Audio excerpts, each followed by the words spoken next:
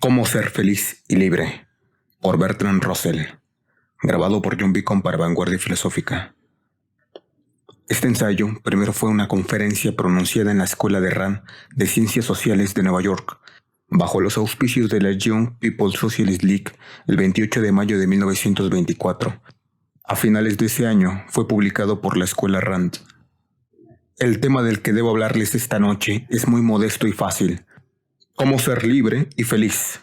No sé si puedo darles una receta como la de un libro de cocina que cada uno de ustedes pueda aplicar. En esta última ocasión que doy una charla pública en Estados Unidos, deseo decir algunas cosas en las que creo firmemente y considero, por mi propia experiencia, como muy importantes, cosas que en charlas anteriores en este país no he tenido muchas oportunidades de decir. Tal vez alguno de ustedes, y desde luego muchas personas en todas partes, dirán que la respuesta a la cuestión cómo ser libre y feliz se resume en una sencilla frase: consigue buenos ingresos. Creo que es una respuesta generalmente aceptada y si la propongo me habré ganado el asentimiento de todos los que no están aquí presentes. Sin embargo, creo que es un error imaginar que el dinero, los ingresos, tienen mucha más importancia para conseguir la felicidad de la que realmente tienen. Durante mi vida he conocido a muchas personas ricas y apenas recuerdo a alguna de ellas que pareciese feliz o rica. He conocido a muchas personas que eran pobres en extremo y tampoco podía decirse que fuesen libres y felices. Pero en los escalones intermedios es donde se encuentra la mayor parte de la felicidad y la libertad. No es la gran riqueza o la gran pobreza lo que proporciona más felicidad. He aquí mi impresión al respecto. Cuando hablamos de las condiciones externas de la felicidad, no cabe duda de que una persona debe tener lo suficiente para alimentarse, cubiertas las necesidades básicas de la vida y lo necesario para cuidar de sus hijos. Cuando uno dispone de esas cosas, tiene todo lo que contribuye realmente a la felicidad. Más allá, solo se multiplican las preocupaciones y la ansiedad. Así pues, no creo que una enorme riqueza sea la solución. En cuanto a las condiciones externas de la felicidad, yo diría que en este país, por lo que respecta al problema material de la producción de bienes, lo tienen totalmente resuelto. Si los bienes producidos se distribuyeran con justicia, eso sería ciertamente una contribución hacia la felicidad. El problema que se plantea es doble. En primer lugar, se trata de un problema político: asegurar las ventajas de su producción sin rival para un círculo más amplio. Por otro lado, tenemos el gran problema psicológico de aprender a obtener el bien de estas condiciones materiales creadas por nuestra era industrial. Creo que ahí es donde más ha fallado la modernidad, en el lado psicológico, el de ser capaces de gozar de las oportunidades que hemos creado. Y creo que esto se debe a una serie de causas. Atribuiría en parte esta situación al efecto del puritanismo en su decadencia. En sus buenos tiempos, el puritanismo fue una concepción de la vida que llenaba las mentes y hacía feliz a la gente. Cualquier cosa que llene la mente hace a la gente feliz. Pero ya no existe una creencia generalizada en los postulados del puritanismo, quizás no de una manera muy evidente. En primer lugar, existe cierta clase de actitud moral, es decir, una tendencia a buscar defectos en los demás y a pensar que es muy importante mantener ciertas formas de conducta. Hay una serie de antiguos tabúes y reglas heredadas en los que la gente no cree, pero que sigue obedeciendo porque siempre han estado ahí. Pero esos tabúes y reglas no llegan al fondo del asunto. Lo que más ha sobrevivido del puritanismo es el desprecio de la felicidad, no del placer, sino el desprecio de la felicidad. Entre los rebeldes existe un deseo muy grande de placer, pero muy poca vivencia de la felicidad en contraste con el placer. Y eso ha penetrado en nuestro concepto de placer y felicidad. Durante mucho tiempo, la actitud puritana consistió en hacer creer a la gente que el placer era algo infame, y debido a esa creencia, quienes no eran infames se dedicaban a producir las mejores formas de placer como el arte, etc. Y por consiguiente el placer llegó a ser tan infame como los puritanos decían que era. Sigue ocurriendo que las naciones, como la de ustedes y la mía, que han pasado por esa fase puritana, son incapaces de obtener felicidad e incluso placer, es decir, un placer que no sea trivial. Solo las formas menos valiosas de placer sobreviven a pesar de esa dominación puritana. Creo que esa es quizás la razón principal por la que el puritanismo, donde quiera que haya existido, se ha revelado tan destructor del arte, porque el arte, al fin y al cabo, es la búsqueda de cierta clase, probablemente la más suprema y perfecta de placer. Si uno cree que el placer es malo, el arte es malo, esa es una de las cosas que debemos al puritanismo. Otra de las cosas que le debemos es la creencia en el trabajo. He dedicado la mayor parte del tiempo que he pasado en América a predicar la ociosidad. En mi juventud tomé la decisión de que no dejaría de predicar una doctrina simplemente porque yo no la he practicado.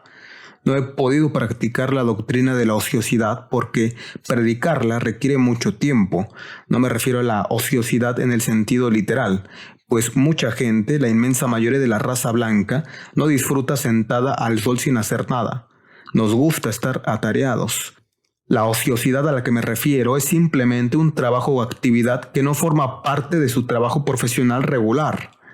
Bajo la influencia de este dogma, el puritanismo nos ha obligado a conservar entre nuestras creencias actuales la idea de que la parte importante de nuestra vida es el trabajo.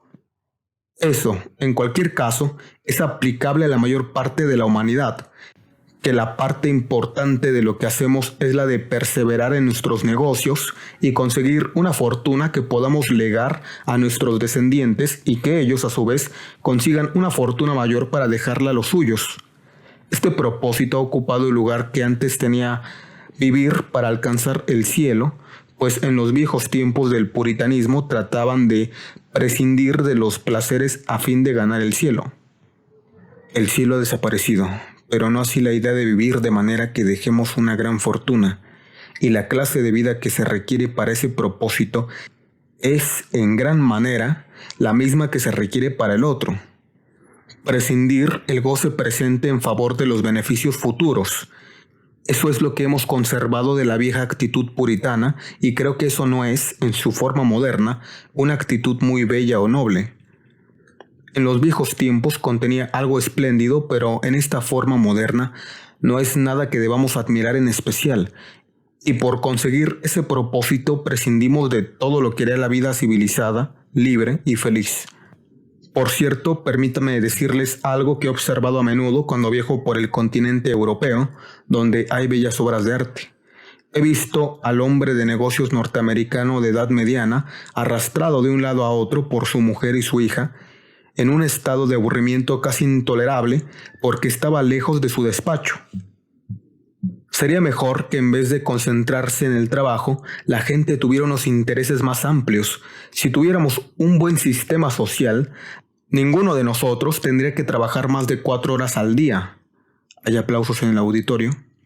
Bien, me alegra mucho esa respuesta de ustedes, pero cuando hice esa observación a otros públicos norteamericanos, se estremecieron de horror y me preguntaron, ¿qué diablos haríamos en las otras 20 horas?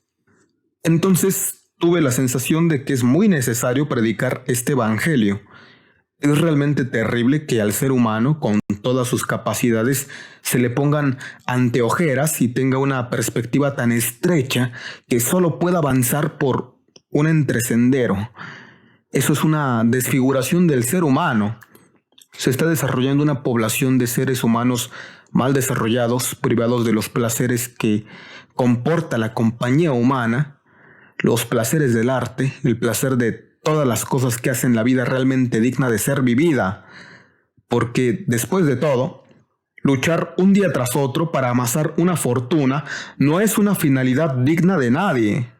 No quiero sugerir que el placer, el mero placer, sea un fin en sí mismo. No creo que lo sea, y me parece que el efecto de la moralidad puritana ha sido el de realzar los placeres a expensas de la felicidad. Porque, como los bajos placeres pueden obtenerse más fácilmente, están menos controlados por la censura de la moral oficial. Por supuesto, todos sabemos de qué manera la persona ordinaria que no vive de acuerdo con la moralidad oficial de su tiempo hace tal cosa. Busca los caminos que son más frívolos y que uno mismo valora menos. Ese será siempre el efecto de una moralidad que se predica pero no se practica.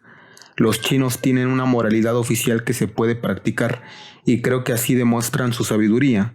Los occidentales que hemos adoptado el plan contrario nos enorgullecemos de la magnificencia extraordinaria de nuestra moralidad y creemos que eso nos excusa de practicarla.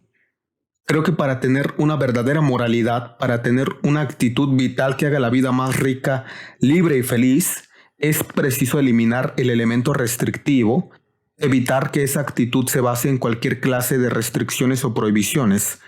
Debe ser una actitud basada en las cosas que amamos y no las que detestamos.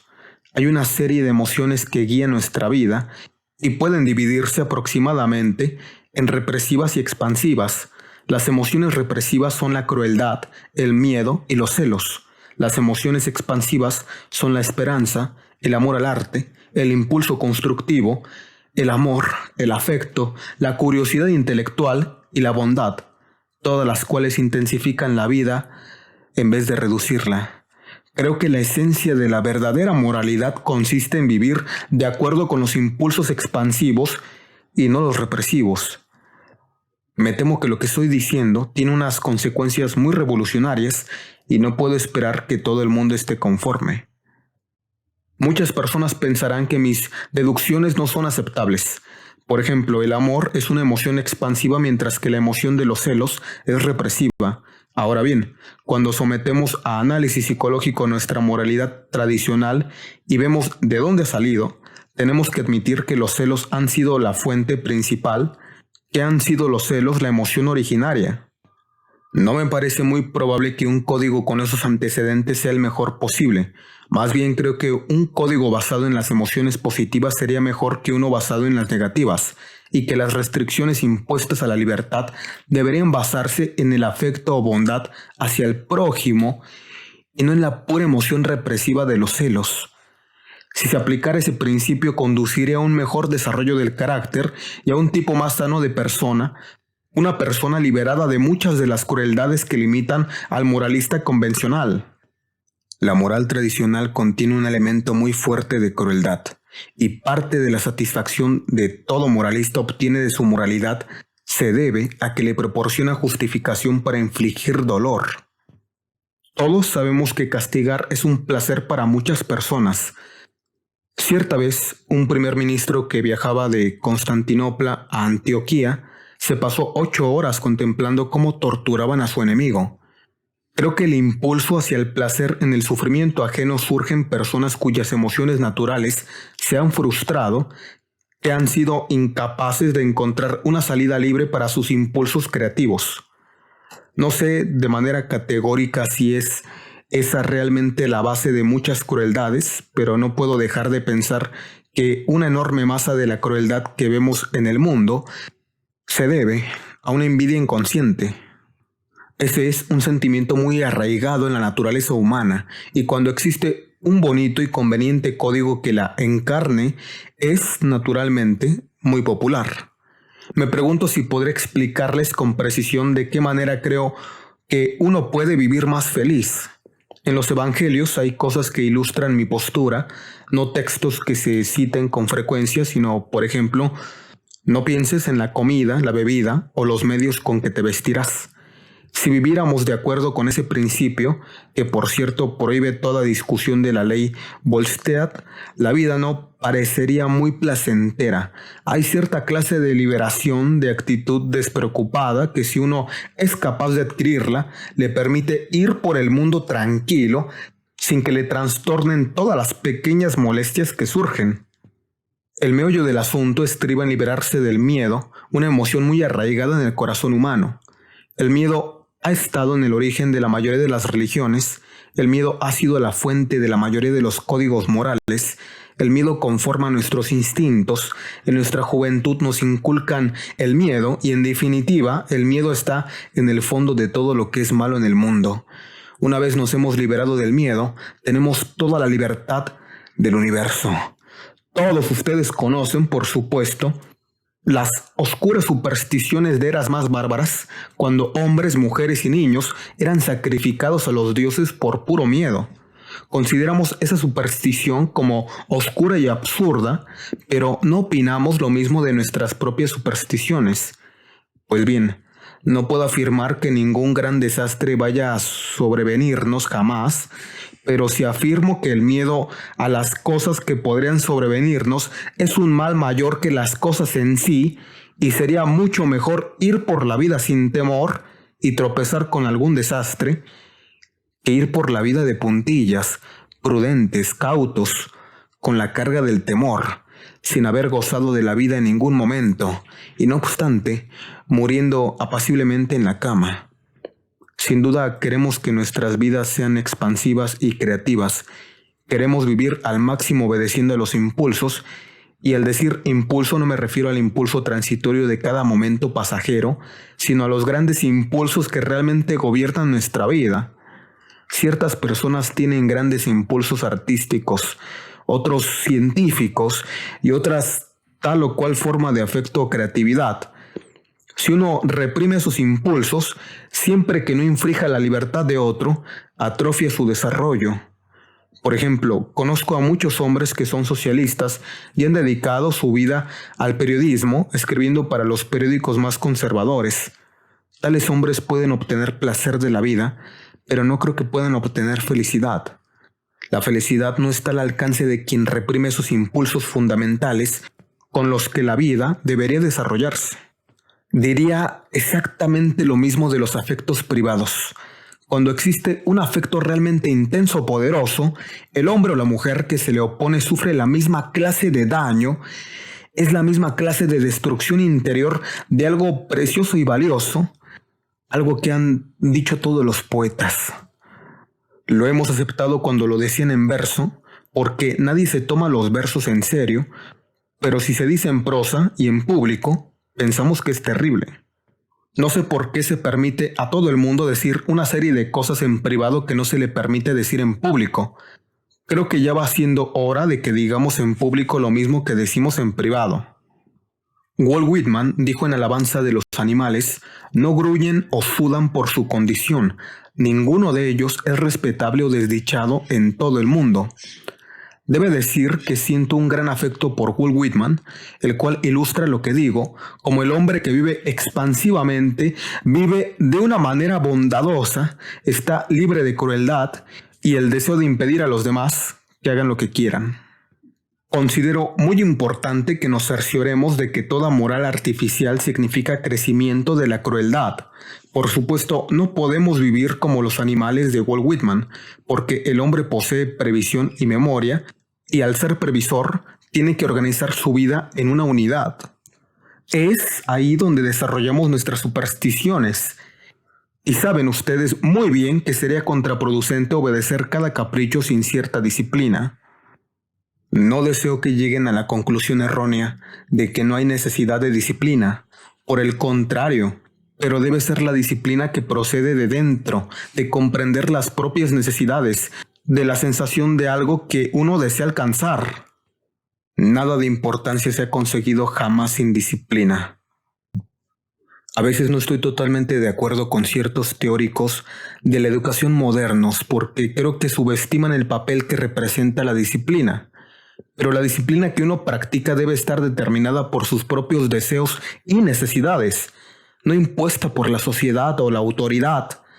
La autoridad procede del pasado y los viejos, y puesto que me hallo en una liga de juventud libre, supongo que no es necesario que hable de la autoridad con el respeto que de mí podría esperarse, porque aunque se suponga que los viejos son sabios, no lo son necesariamente.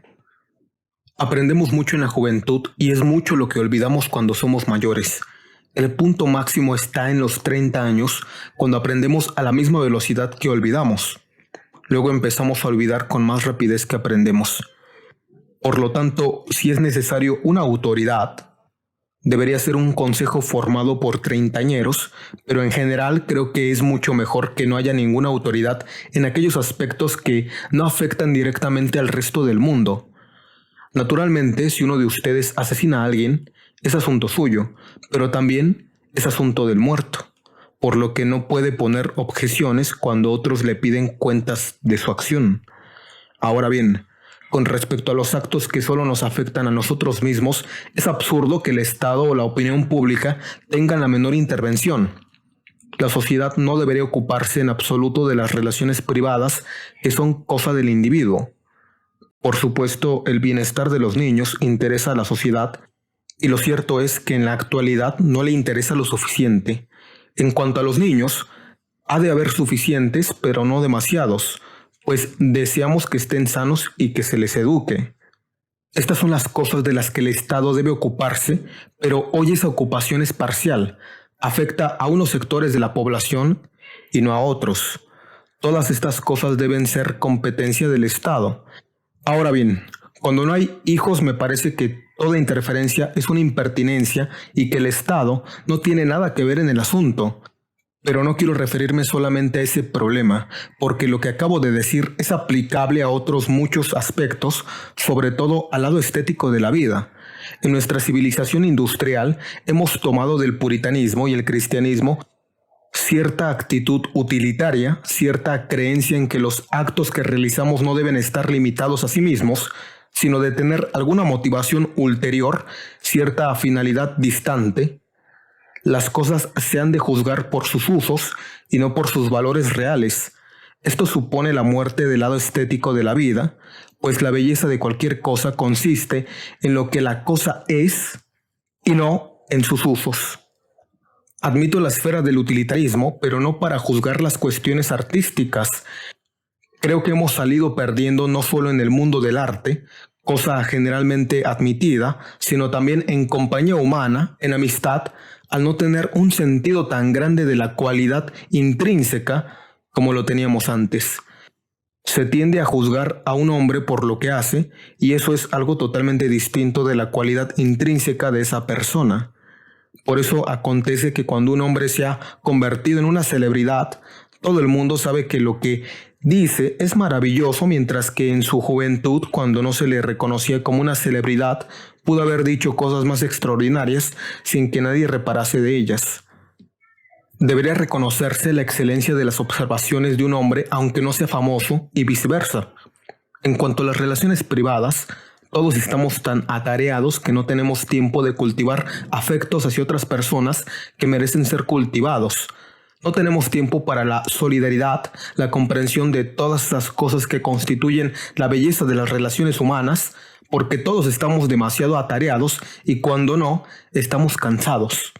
Si los bienes producidos en este país se distribuyeran de una manera equitativa, habría mucho más de lo que cualquiera necesita para ser feliz y sería posible vivir trabajando mucho menos y no obstante, tener lo suficiente. Entonces, sería posible desarrollar y cultivar esas cosas que son necesarias para la felicidad. Por ejemplo, habría libertad. Un hombre carece de libertad si ha de pasarse el día entero ocupado en actividades que no le agradan. Eso es tan malo como estar uncido a una noria. No siempre podemos hacer cosas agradables, pero sí es posible hacerlas durante la mayor parte de la jornada y creo que en las naciones industriales avanzadas probablemente lo que más se desea es un mejor ideal de felicidad privada. Realizar las cosas que realmente contribuyen a la felicidad humana es incluso más importante que las reconstrucciones políticas y económicas. Si nuestras vidas fuesen más felices, no estaríamos tan dispuestos a ir a la guerra. A mi modo de ver, es asombroso ver la extraordinaria debilidad en el mundo moderno de lo que podríamos llamar la voluntad de vivir. Existe una voluntad de trabajar, pero no de vivir. No observamos que la perspectiva de una destrucción a gran escala se considere intolerable. No encontramos gente dispuesta a sacrificar el dinero y el poder para poder liberarse de la amenaza de la guerra, porque en realidad no quieren liberarse de ella. Una nación feliz no estaría dispuesta a sacrificar la vida, la salud y la felicidad por la vaga actividad de luchar y posiblemente ganar. Esto se debe a que nuestras vidas son demasiado colectivas y muy poco individuales. Unos a otros experimentamos cada vez más las emociones de las masas a expensas de las individuales, de las vidas personales. De esa manera se sacrifica al individuo, y una vida en la que se impone ese sacrificio impedirá que el individuo sienta un amor intenso por la vida. Imaginamos que queremos toda clase de cosas, tales como poder y riqueza, que no son las fuentes de la felicidad. Esas fuentes están mucho más fielmente expuestas en los evangelios. Me refiero a lo que he citado hace un momento, a no pensar en el mañana. Si uno tiene un ser humano al que ama, un hijo, si tiene cualquier cosa que realmente le importa, la vida deriva de eso su significado y es posible organizar todo un mundo de personas cuyas vidas importan. Pero si uno empieza con la nación, decir soy miembro de una nación y quiero que mi nación sea poderosa, entonces está destruyendo al individuo. Uno se vuelve opresor porque el poderío de su nación depende de una reglamentación estricta y uno se dedica a imponer las reglas a su vecino. Lo importante es el individuo. Tal vez piensen ustedes que resulta claro que un socialista diga tal cosa. Creo que el lado material de la vida ha de ser transferido a la organización socialista, pero lo creo así porque el lado material de la vida me parece el menos importante. Mientras que uno no tenga lo suficiente para que su vida sea tolerable, las cosas materiales son las únicas que importan y en la mayoría de los países europeos hay semejante pobreza que las cosas materiales son las de máxima importancia. Pero ahora, con nuestra capacidad de producción técnica, podemos abolir por completo el problema de la pobreza que sigue existiendo porque somos unos perfectos asnos. Cuando pensamos en el mundo que tendremos una vez eliminada la pobreza, vemos que en ese mundo las cosas materiales no serán las importantes. En una comunidad socialista habrá que determinar si la gente ha de trabajar 1 hora extra al día y cada miembro de la familia tener un coche. En semejante comunidad, como los bienes espirituales serán más importantes, valdrán más las cosas que se obtienen por medio de la comunidad colectiva. Esta proporcionará el pan y las tareas cotidianas. Uno podrá dedicar su ocio a otra actividad, al fútbol, el cine o lo que sea. A veces me preguntan cómo puedo estar seguro de que la gente utilizará bien su ocio. No quiero asegurarlo. Cuando uno plantea ese problema es porque se encuentra todavía en la esfera de la moralidad excesiva, la presión excesiva de la comunidad sobre el individuo. Mientras el ocio no se emplee de ninguna manera nociva para el prójimo, es algo que atañe exclusivamente al individuo. Y afirmo que en el mundo espiritual deseamos individualismo. El socialismo lo queremos en el mundo material. Ahora tenemos socialismo en el mundo espiritual e individualismo en el material. Se supone que lo que debemos pensar, la manera de controlar las emociones son cosas que competen al Estado, pero no tener suficiente para comer, no, eso no compete al Estado. Ahí es donde interviene el sagrado principio de la libertad, que ha sido colocado exactamente donde no se debía. Lo que les estoy diciendo es que, al fin y al cabo, lo mismo que han dicho los dirigentes de todas las grandes religiones, que el alma del hombre es importante. Y esa es la gran verdad que debemos aprender. Sentir que el alma, el pensamiento, la comprensión, la simpatía es lo que importa y que el decorado externo de la vida carece de importancia mientras uno tenga lo suficiente para vivir con dignidad. Debido a que estamos inmersos en la competencia, no comprendemos una verdad tan sencilla. Les he hablado bastante a la ligera, pero lo que quiero decir es algo rebosante de vida.